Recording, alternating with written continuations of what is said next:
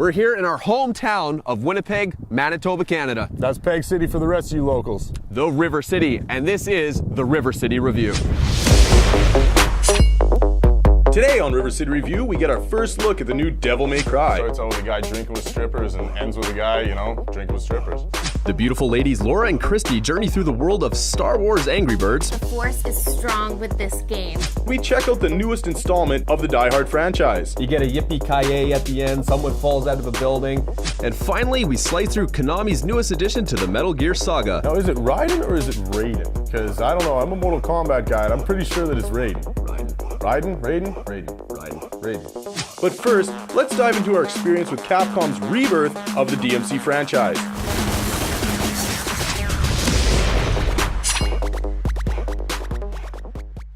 Welcome to River City Review, Winnipeg's premier spot for video game reviews. I'm your host of the show, the always professional Cameron Hall. And I'm half man, half amazing, Nick Clark. Today we're going to be talking about the brand new entry into the Devil May Cry series, DMC Devil May Cry. Gotta love a remake of a remake, or apparently that's what Hollywood does. Yeah, pretty much. Basically what they did is they said, we made the first 4 games, but you know what? We're going to make something brand new and take Dante back to his roots and restart this series off. Yeah, I mean, they've taken a lot of the old aspects out of the old Devil May Cries, but they've revamped it into a more, what I would say, a North American version.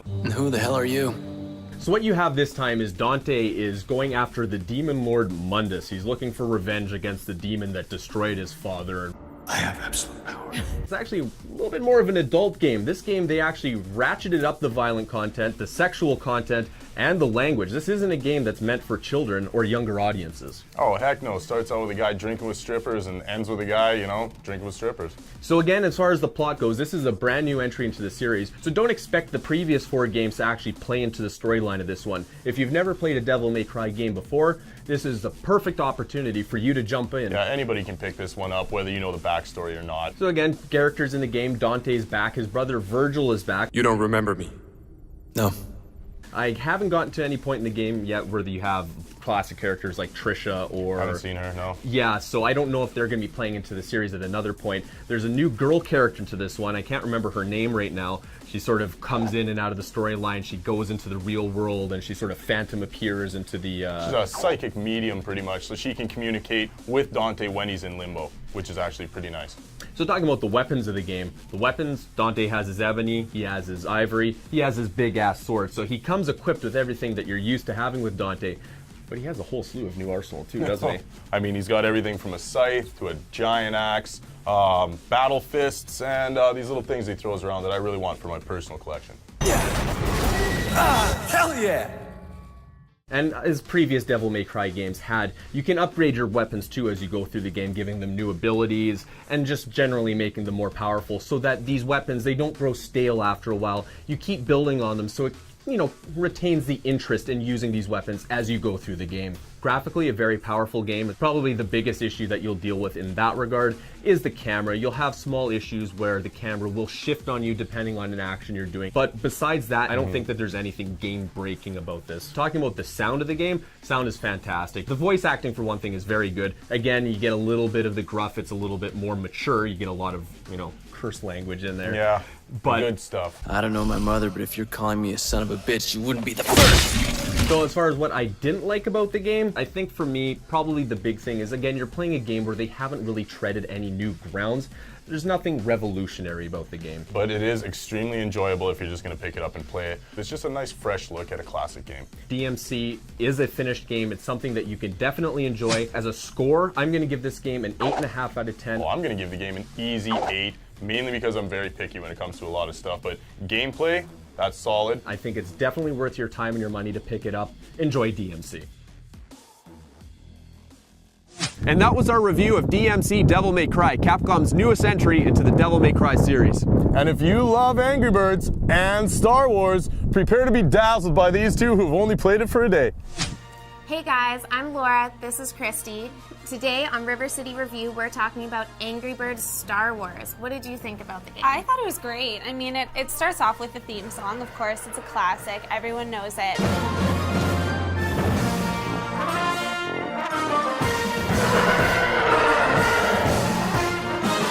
But it incorporates a lot of other songs and sounds that you hear throughout the Star Wars movies, which is really cool. There's also a lot of clips from Star Wars incorporated with Angry Birds, which is really cool. Star Wars fans are really gonna like this part.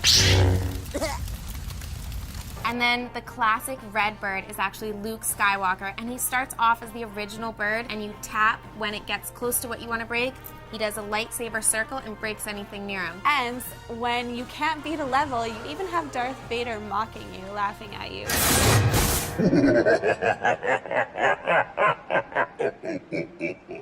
So Laura, what would you rate the game out of 10? I gave this game a 9 out of 10. I gave it a 9 because really any age group can play this. There's so many different elements incorporated. The Star Wars thing puts it over the top. I really think this is the best Angry Birds yet. What did you give it, Christy? I gave it an 8.5. I thought it was a great game. It was a lot of fun, especially incorporating Star Wars into Angry Birds. The only thing I didn't like was the camera control, which was okay. It was just a little hard. So that's it for Angry Birds Star Wars. I'm Laura.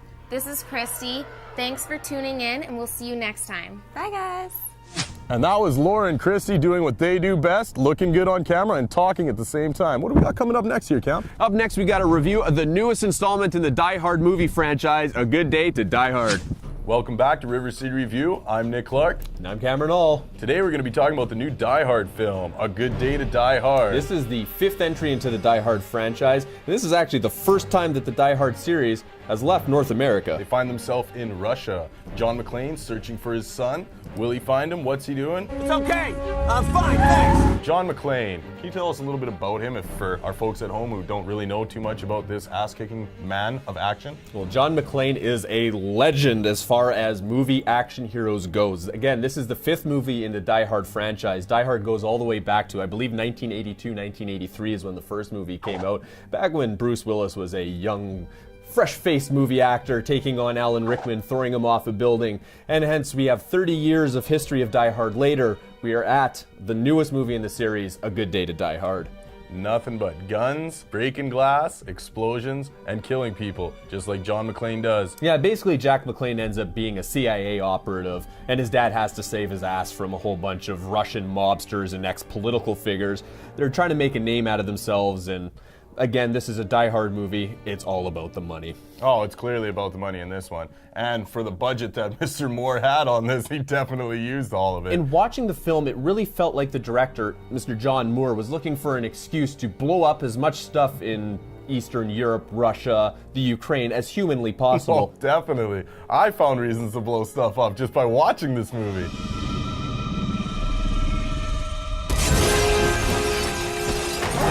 So pretty much my review of the movie, overall I would be giving it, I'm going to say a 7.5 or an 8. I'll give it a 10 on action, okay, but that's just action. But I'll give it a 7.5 or an 8 on the actual review of the movie itself. What would you give?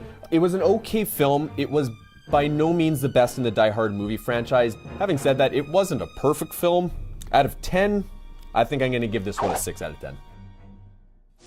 And if you like that and want some more action, why don't you go to your local theater that has D-box seats and prepare for the ride of a lifetime. And if you're looking for a little bit more action, we're going to go into a review of the newest entry into the legendary Metal Gear franchise. This is our review of Metal Gear Rising: Revengeance.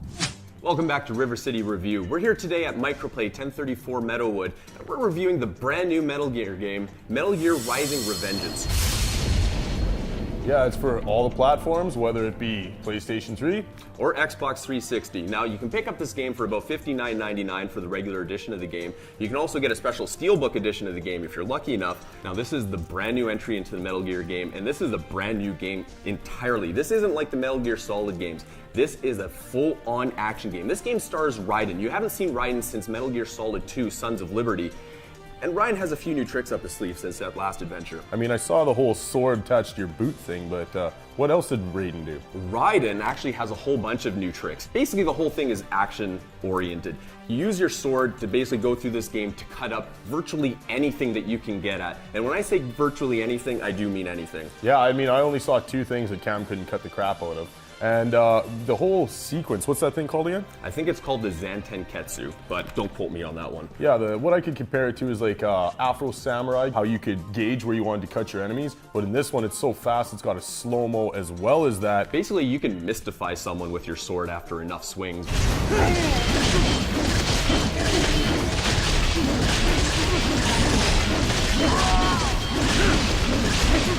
Now basically this game takes out all the stealth elements of previous Metal Gear games. Now this game, again, it's very action oriented, and one of my favorite spots of the game is actually right at the beginning of the game when you get to fight a Metal Gear Ray. This is one of the Metal Gears from the previous game, and you take this thing down with nothing but a sword.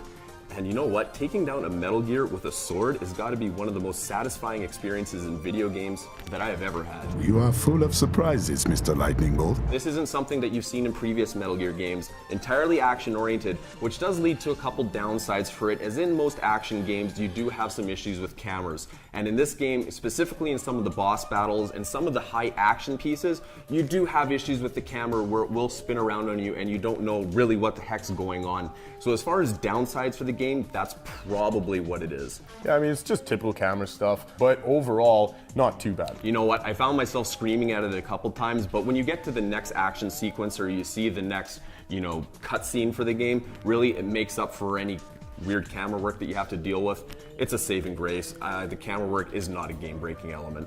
No, and coming back into that, the cinematics for this game are unbelievable. Oh, absolutely. Dealing with any Konami game, any Metal Gear game, you know that the visuals for the game is going to be out of this world good. And trust me, the new Metal Gear game has definitely raised the bar another notch. As far as what I'm going to give this game, I am a little bit of a Metal Gear homie.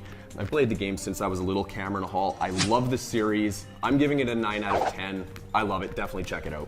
I'm going to give it an 8.5 because I need to steal it from Cam's house and play it a little bit more. So you guys could just write him an email, distract him for a second, I'll grab it and get out of there. That was our review of Metal Gear Rising Revengeance. We're here at Microplay, 1034 Meadowood in St. Vital, where you can come on down and pick up your own copy of Metal Gear Rising Revengeance. And that was our show for this week. And next to me, I got my man, Cameron Hall. This is my partner in crime, the half a man, half amazing, Nick Clark. And if you liked what you see, tune in next week. Here on River City Review, Winnipeg's premier spot for pop culture reviews.